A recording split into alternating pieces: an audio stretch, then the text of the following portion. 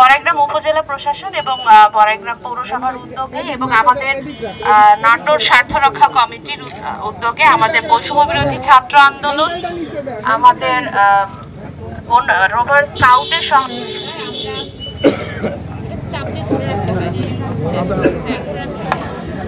পৌরসভা সহযোগিতায় আমরা আজকের এই জনতার বাজারের কার্যক্রমটি, যেটির প্রথম সূচনা হয়েছিল নাটোরের মাদ্রাসা মোড়ে, এবং সেটির উদ্যোগটিকে ভালোবেসে এবং জনগণের যেহেতু সেটি কাজে লাগছিল, সেজন্য আমাদের সম্মানিত জেলা প্রশাসক ও বিজ্ঞ জেলা ম্যাজিস্ট্রেট জনাব আসমা শাহিন স্যারের নির্দেশনায় আমরা এটি প্রত্যেকটি উপজেলায় এটির রেপ্লিকেশন করছি। সেই উদ্যোগের প্রেক্ষিতে আমরা লক্ষ্মীকোল বাজারে আজকে উদ্বোধন করলাম এবং আগামী শনিবারে আমরা বনপাড়া বাজারে সেটির উদ্বোধন করব, এবং এটি হচ্ছে 2 দিন হাটবারে আপনাদেরকে এই হাটের দিনে এটি খোলা থাকবে আর কি।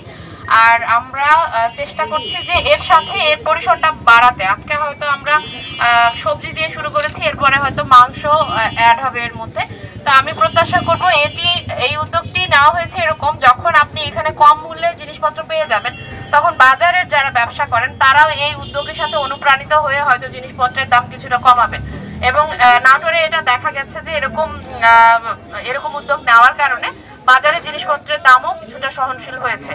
তো আমরা প্রত্যাশা করি যে জনগণ যেন ভোগান্তি ছাড়া স্বল্প মূল্যে এই পণ্যগুলো পায়। যারা স্বল্প আয়ের মানুষ, তাদের জন্যই আমাদের এই উদ্যোগ। আমরা প্রত্যাশা করব আপনারা সকলে আমাদের সাথে থাকবেন, এবং আমি আন্তরিকভাবে ধন্যবাদ এবং কৃতজ্ঞতা জানাই আমার এই সুপ্রিয় শিক্ষার্থীদেরকে, যারা এই উদ্যোগটা মেইনলি পরিচালনা করবে। আমরা হয়তো তাদেরকে সহযোগিতা করেছি মাত্র, কিন্তু কাজটা মূলত তারাই পরিচালনা করবে।